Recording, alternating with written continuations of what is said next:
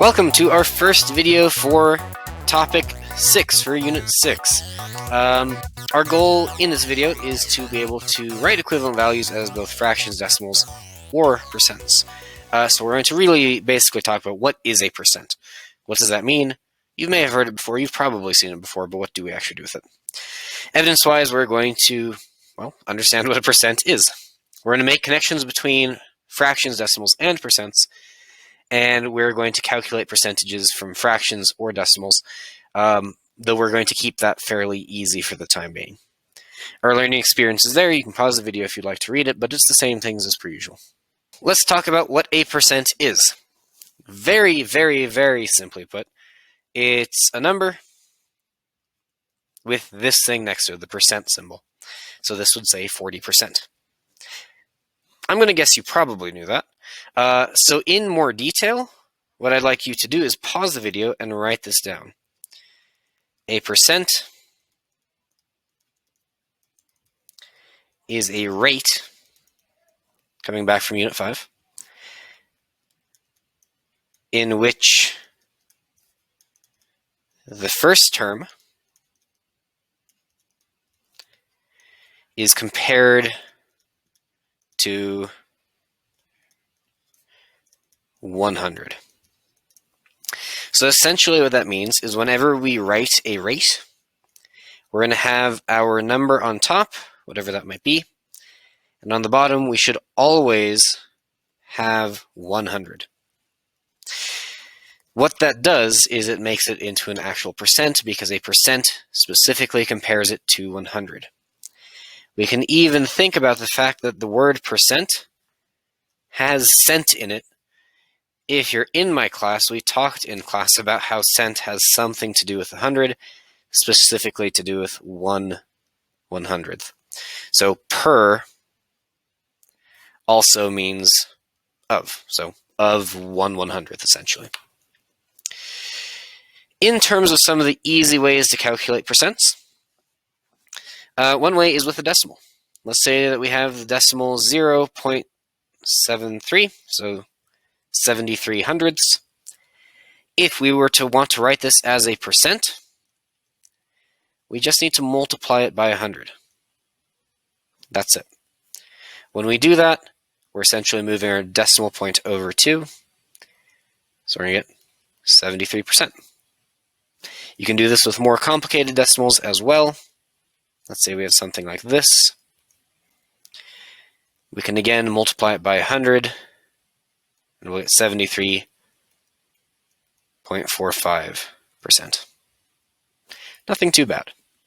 All it's doing is essentially telling you part of some whole amount. Sometimes you see percentages over 100, but usually they're going to be between 0 and 100. Pause the video if you need to write any of this down, which you do. You should have everything written down, and then we'll move on to some examples. So let's look at 3 ways that we can find percentages. One way is to use a grid, like we see over here. Now this grid is very intentionally a 10 by 10 grid, so we can see that it is in fact 10 by 10, so there are 100 squares in this thing. If we want to find the percentage that is shaded in, we just have to count how many boxes are shaded in.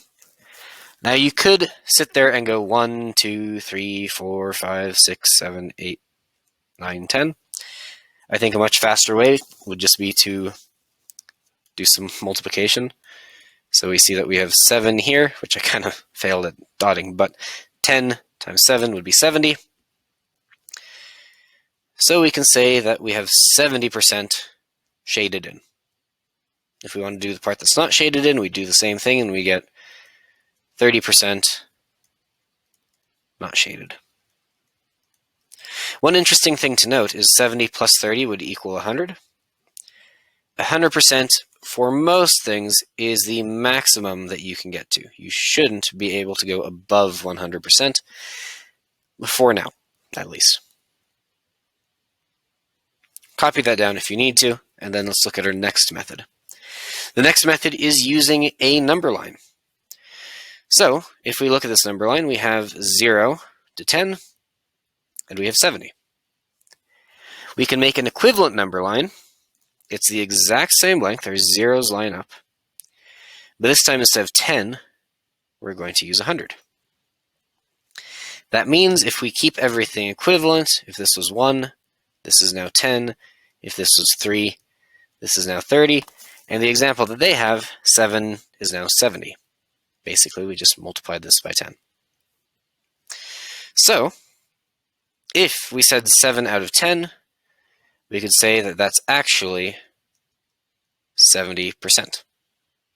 Again, you might be able to guess what the last one's going to be. And in fact, to be fair, it shows us here. You can use an equivalent fraction to find the percent.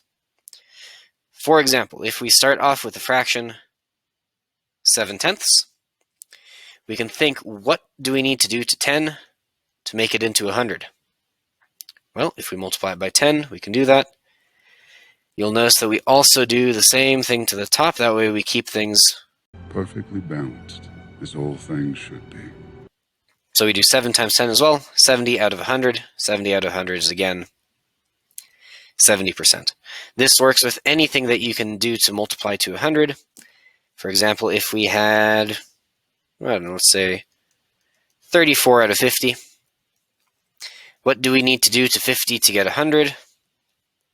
We need to multiply it by 2. Which means we're also going to multiply the top number by 2. So we'd get 68 out of 100, which would be, for this problem, 68%. Nothing too bad, I hope. Pause the video, rewind it if you need to. Make sure that you understand these 3 methods. Which one you use is totally up to you. I think there's one of them that you'd be using in real life more often than the other ones. Our you-do for today is a little bit different because you have a choice. Wow. You got 3 problems up here. You can choose whichever one you want to do. The first one there, find the percentage of red squares based on that grid. Second one, use the fraction to find a percent. Think about what do you need to do to 25 to make it 100. And the third one uses a number line. If 6 inches is 100%, what percentage of the line segment does point C show? So what do you think? That was a little bit different than the number line one we did, but it's close enough. Pause the video, pick which one you want to do. If you want to do more than one, feel free. I'm never going to say not to do so because, as we all know, more practice is more good. Things to remember from this video. First off is our definition. A percent is a rate in which the first term is compared to 100. That is the key idea from here, from this video. Write that down again if you didn't write it down earlier, because you absolutely need to have that written down. When you're writing a percent, you're going to use the first term in the rate, and then essentially add a percent to the end. So this is specifically referring to if you already have something in a fraction out of 100, then you just need to use that term, so you'd have 35%. That's what that means, in case that's not clear. Finally, you can use a grid, a number line, or a fraction to write a percent. You can also use decimals, as we saw from the just what is a percent part. Out of those 3, I'd be curious to see if you can comment in the comments. Comment which one you think is most common. Do we use grids, number lines, or fractions most often when using percentages? Pause the video if you need to do that, or if you need to write any of these down. Finally, we come to our suggested practice problems for today. In numbers 6 and 7, you're going to write a percent of each figure that is shaded. We got 2 of them there. And then for 8 through 10, you're going to find the percentage.